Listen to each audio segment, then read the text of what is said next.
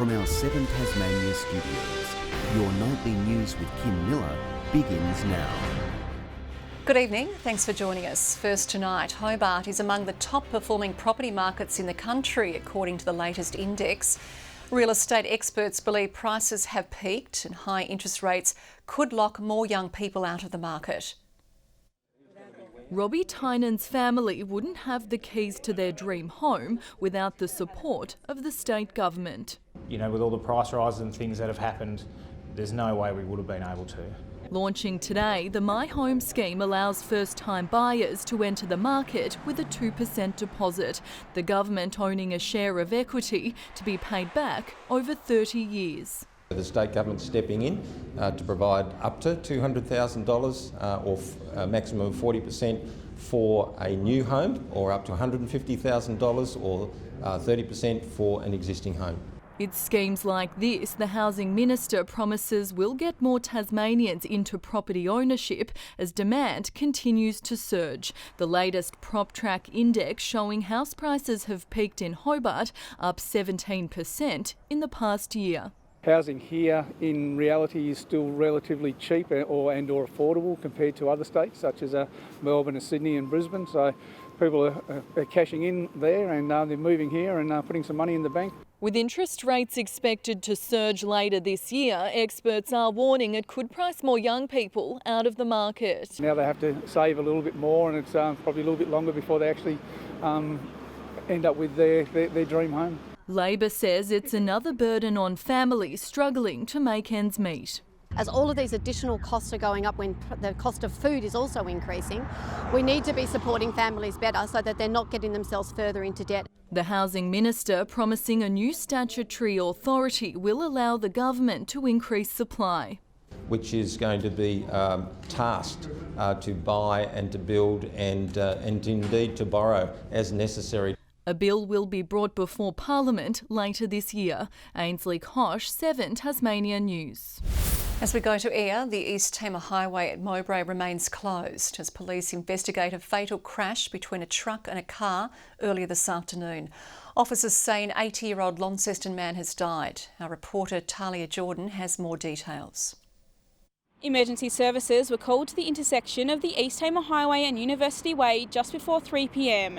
They say early investigations suggest a car has turned into the path of a truck. As a result of the crash, an 80-year-old man from Launceston, who was the driver of the motor vehicle, has died. He was the only person in the vehicle, a single occupant also in the truck. The truck driver has been taken to the hospital, however I think it's for precaution. Witnesses calling in the crash. We are calling for witnesses, so if anybody has either dash cam footage or witnessed the crash, to ask them to contact Launceston Police Station. Police continuing to urge motorists to drive safely. So emergency services unfortunately had to come to another scene of a fatal crash that has occurred on Tasmanian roads, which is, as we say, a real concern. It's been a devastating year on Tasmanian roads, with 32 fatalities already recorded, in comparison to 13 this time last year. Talia Jordan, 7 Tasmania News. A medical incident at this morning's Commission of Inquiry into Child Sexual Abuse brought hearings to a halt. Counsel assisting Elizabeth Bennett asked for an adjournment following the stoppage of procedure. She said the medical emergency impacted those in the room. The patient is in a stable condition in the Launceston General Hospital. Earlier, the former chief executive of the hospital told the inquiry he'd only taken a peripheral interest in the case of James Griffin, despite the nurse working there while he was in charge. I had knowledge of the hospital, but I didn't have any details about how long anything had been happening. So I didn't take a particular interest in the Griffin matter. Those who were due to appear today are now expected to give evidence in August. Hobart's property market is flooded with short stay accommodation, up 6.8% compared to Melbourne and Sydney. A report commissioned by Shelter Tasmania shows almost half of Airbnbs were previously long-term rentals. This is showing a lot of those rental properties have been transferred from where people live locally for more tourist accommodation. The state government says it won't intervene in the short stay market. Well, Tasmania has recorded the highest consumption rate of cannabis, oxycodone and fentanyl in the country. According to the latest wastewater drug report, Tasmania also had the second highest capital city rates of alcohol and nicotine, equal with the Northern Territory. The National Monitoring Program revealing Tasmania has among the lowest methamphetamine consumption levels. There's a new gateway to the mainland for Tasmanian tourists, with the Spirit set to dock in Geelong from this October. Built to accommodate the vessels, the terminal is being touted as a game changer. 3 months out from opening, the potential of the Geelong port isn't being undersold. This is a game changer in terms of efficiencies for Spirit of Tasmania. From the 23rd of October, the Spirit will have a new Victorian home, a purpose-built port with no shortage of features, including automatic moorings and a world-first loading ramp. Enabling simultaneous loading across 3 decks will really help reduce that loading time. Those features will also be incorporated in East Devonport, where a port upgrade is taking place to accommodate the new larger Spirits being shipped in from Finland. We've invested a lot of time up front working with TT Lines and their ship designers to make sure that it can cater for both of those. We realised we couldn't stay at Station Pier. It was too small, too inefficient. Driving semi-trailers through the city of Melbourne just doesn't work. Everyone was becoming frustrated. The shift from the city is set to save a boatload of cash, though the company won't say exactly how much. Meanwhile, the size of the facility at 12 hectares will allow for greater freight capacity. Having this facility will enable 24-hour freight storage, and that helps the freight companies. Much like Devonport celebrates being Tasmania's tourism gateway, Geelong is preparing for an influx of visitors. We're working very hard with all those bodies and local tourism operators to capture that and ensure that those benefits are showcased. The new Spirits will be docking at this port in 2024, 3 months later than expected due to steel supply issues. But the Minister says he's confident there won't be any more delays. Tasmanians can really look forward with confidence to the arrival of the new vessels, and we are so excited about it. Hoping for smoother seas ahead. Josh Duggan, 7 Tasmania News. Police are tonight hunting for a man over a reported attempted carjacking in Dodges Ferry this afternoon. It's alleged the man was armed with a knife when he approached a vehicle on Carlton Beach Road around 1:30. Police say he attempted to steal a vehicle from its occupant but was unable to start it, eventually escaping on foot. No injuries were reported. Tasmania is beginning to break out in song, with the Festival of Voices officially underway. Queensland-based trio Stowaway Lass kicking off the event with a pop-up performance at Cascade Brewery, performing a number of hits in harmony. They say singing has the power to bring people together. Out come the endorphins and all the happy hormones, and it's a way for people to connect and feel a sense of belonging and be part of a community. It's a song, a sigh of the weary. The pop-up events are really important. They're our major free aspect of the festival, so anyone can come along to any of them at any time. 105 pop-up shows will take place over the next 10 days. Celebrations are in order as the Royal Hobart Hospital's Research Foundation hits 25 years. To mark the milestone, it's announcing a new $200,000 grant. Dr. Martin Schultz is helping to take down one of Tasmania's biggest killers. My research is into high blood pressure, which is the #1 risk factor for cardiovascular disease. And in Tasmania, we have the highest prevalence of high blood pressure anywhere in the country. Owing his success to the Royal Hobart Hospital's Research Foundation, Schultz received his first grant upon completing his PhD in 2014. That particular grant that I started out with a small amount of $10,000 injected funding to it, is now a national collaboration study. Now the foundation is revealing its new $200,000 Lowenthal Miller grant for translational research in celebration of its 25th anniversary. Translational research is more kind of your crunchy end of what happens in the research process, looking to apply expertise and findings into clinical practice. Relying heavily on the generosity of others, the foundation receives donations from individuals, families and corporate partners looking to change the face of medicine. We get absolutely hammered with submissions, usually about 400% more than we can actually fund. The funding landscape in Australia is highly competitive, and it's as as Heather mentioned, it's we go from grant to grant and trying to get small pots of money. Since its establishment, the foundation has injected more than $9.5 million into research, hosting around 380 projects that target conditions more prevalent in Tasmania. Without the funding and support from the foundation, certainly a lot of the research would not have got off the ground. Applications for the new grant can be made via the foundation's website and will close August 25. Brianna Boylan, 7 Tasmanian News. Tickets for Tasmania's much-loved agricultural event have gone on sale. Agfest will once again take over Quercus Park, but for the first time, the iconic event will occur in August across 4 days as a result of COVID density limits. Despite the move, organisers say the event will be better than ever, with the change now ensuring all the crowd favourites will feature. Tickets are now available for online purchase until Agfest gets underway on August 24. They are the fully grown Beanie Kids, a Launceston couple creating hardcore head warmers non-stop every day. Leanne and Bob McDonald drop their creations quietly around town and feel the biggest thrill when it brings a smile to those sleeping rough.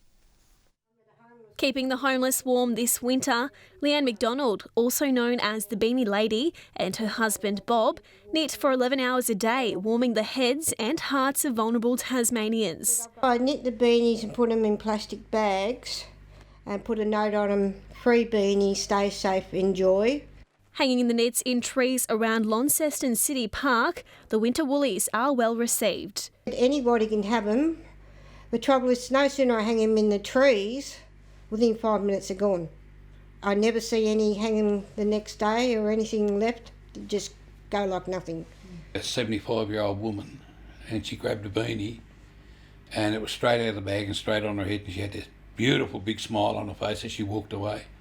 The tight-knit couple have made between 5,000 to 6,000 beanies over 4 years. I just decided this is something I want to do, and I've kept it going.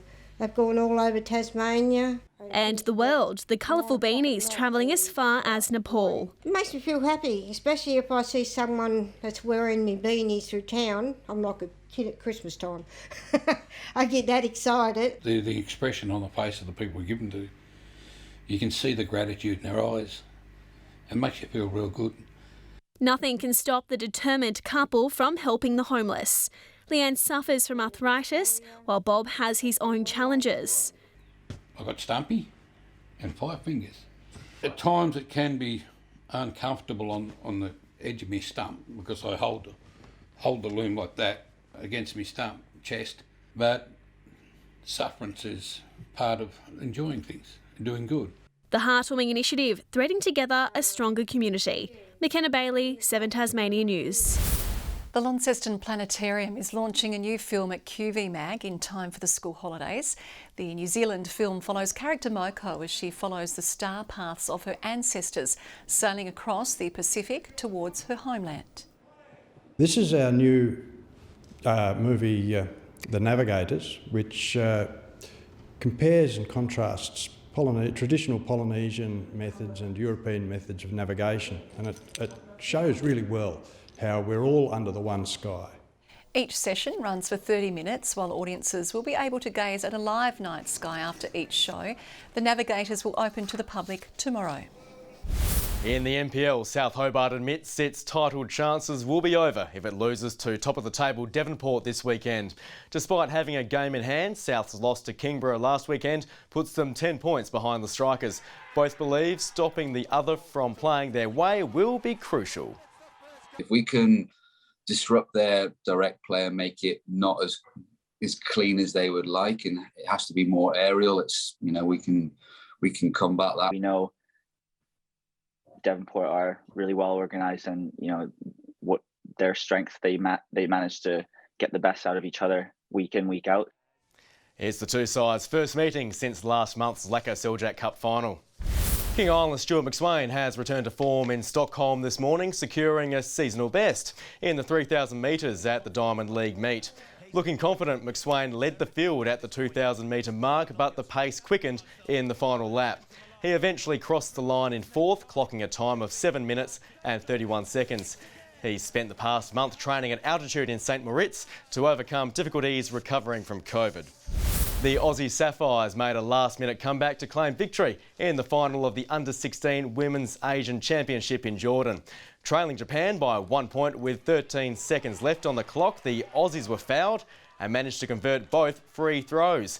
Devonport's Ruby Gray contributed 6 points to the 59-58 win. The Sapphires will be looking to keep the ball rolling when they head to Hungary for the World Cup starting on July 9. Tasmanian cyclist Georgia Baker has secured a podium finish in the opening stage of the Women's Giro d'Italia, finishing second. She clocked an early provisional best of 5 minutes 42 over the 4.7 kilometre course. But when it came to the celebrations, Baker was left high and dry. The winner was able to open her bottle of Prosecco easily, but after some twisting and turning, Baker and the bronze medalist eventually realised their bottles were empty. Gee, that's pretty stiff, isn't it? And with Launceston securing its first domestic cricket one-day cup game in more than a decade, tonight's Friday Flashback is looking back to how we got here. Regular matches at the NTCA ground gradually whittled away until the venue was shunned altogether for national fixtures in favour of York Park.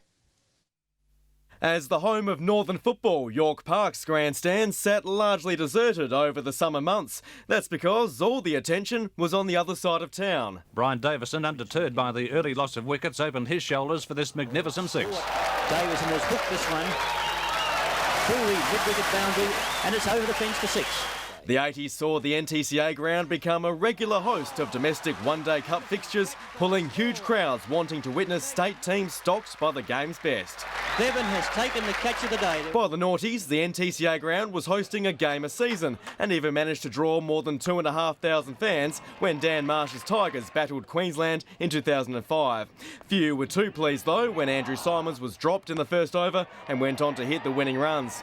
But when the Tigers ousted David Warner and his New South Wales side in 2009, no one knew it would also signal the end of one-day cup cricket in the north. Luckily, this surprise swan song was fierce as a fresh-faced Steve Smith took 3 wickets and had Tasmania on the ropes until Brendan Drew and George Bailey held their ground at the crease for a 3-wicket win. As cricket fixtures dropped away, the game was changing because York Park was about to punch the NTCA ground as the first choice for national cricket games in the north when a new state-of-the-art grandstand was announced. There are immediate jobs created through the construction phase. The transition to UTAS Stadium was cemented with the first drop-in pitch for what had previously been a purely football surface, fusing 2 sports together forever. And that drought-breaking one-day, Kim, Tasmania and Victoria on October 26 might see you there. Good evening. 12 across Hobart and Launceston today, Burnie and Devonport 11. 14 was the state's top in Flinders Island, 13 about Smithton and Grove and 10 in Low Head. On the close-up shows overcast conditions with low-level cloud about the southwest of the state, mostly sunny elsewhere. Further out, patchy low-level cloud is seen along the southern coastline of Australia. Tomorrow shows a high centred near the southwest of South Australia, while an inland trough lies along the eastern area of Australia. Westerly winds tomorrow 15 to 25 knots, swells up to 4 metres in the west and south and below 1 metre in the north. Tomorrow's forecast now: Hobart, partly cloudy, 9 across Medina and Oatlands. In the north, Launceston and Devonport, mostly sunny, partly cloudy in Lyowini. Burnie and Strawn tomorrow 12, Marrawar expecting a shower or 2. St Helens mostly sunny, Swansea 13 and cloud clearing in Orford. Looking ahead to the 3-day forecast now: Sunday, light showers about the west and far south, mostly sunny elsewhere. Monday, the west and far south expecting light showers with areas of morning frost. And Tuesday, showers across the west and far south. Capital cities, 20 and sunny in Perth tomorrow, partly cloudy in Melbourne and 29 in Darwin. And currently Hobart partly cloudy and 6, Launceston 7 and Devonport partly cloudy and 8. That's all in weather, Kim. Does wrap up your news for this Friday. Tom will be with you over the weekend. Thanks for your company this week. Good night.